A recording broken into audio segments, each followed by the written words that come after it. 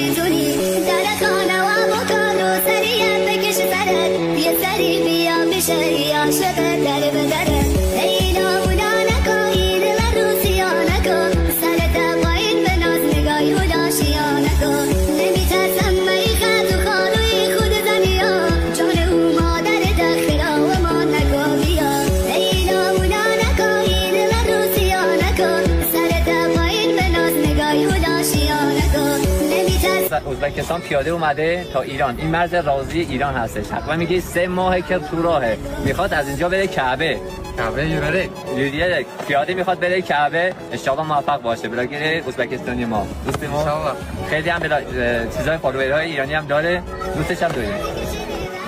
روزانه 50 وقتی سیرت میکنم به غیرت